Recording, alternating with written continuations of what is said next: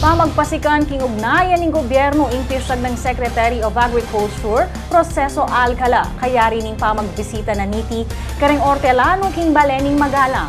Problema't kutang da naman ding memalen ding pekiramdaman na niti, king open forum masagawa ni Department of Agriculture. Pakiramdaman tamo'y mabilog a detalye, king report ng Paulo Marcelo. Mas matibeng relasyon at komunikasyon ing layo na kanungeni ng Department of Agriculture o DA kapamilatan ng Secretary Proseso Alcala kaya bereng Hortelano muketi dapat mabilog a bansa.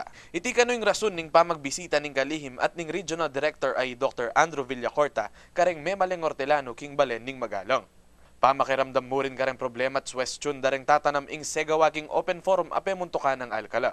Agpangkang Jerome Asperin, presidente ng Good Samaritan Farmers Association o GSFA, gamit king pamananaman ing metong kareng maragula problema nga harapandangen ni Reng Memalen.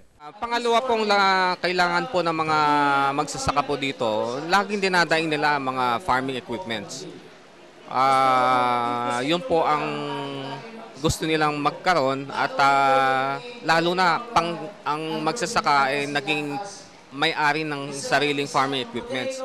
Saup naman imbinyan ng kalihim king pamamiyan na niti kareng grupo dareng farmers alibring 4 a traktora bang makasaup king pamangambul ning gabon at migit metong 1,800 na maisat pale bang itanam. Peparafol larin deting 30 at 50 damulag para kareng memalen.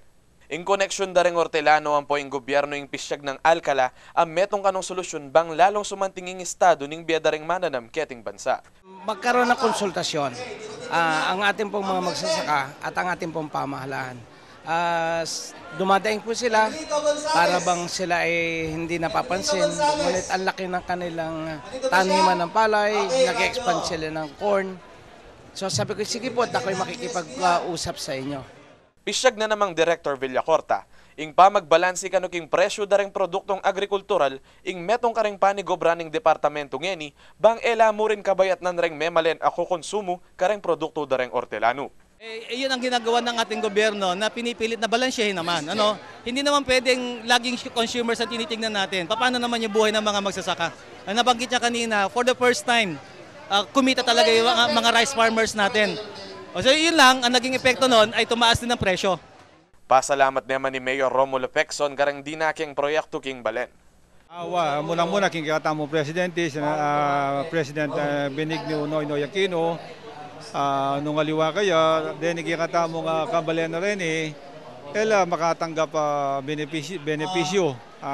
King katawan ng kikatamo ng assistant, king kikatamo nga Secretary of Agriculture, Proseso Alcala, at ngayon niya chuping kiti para tugunan da, ingaliwang pangangailangan ng kikatamo Hortelano.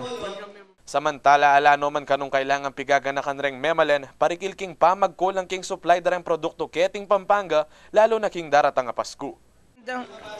Kagabi lang po, kamitin ko po yung livestock subsector and they are giving me the guarantee na sa darating pong Kapaskuhan, hindi po tayo kukulangin ng baboy at saka po manok. Ako po'y Paulo Marcelo para king News Force Pampanga, Balitang Tutuking Balen.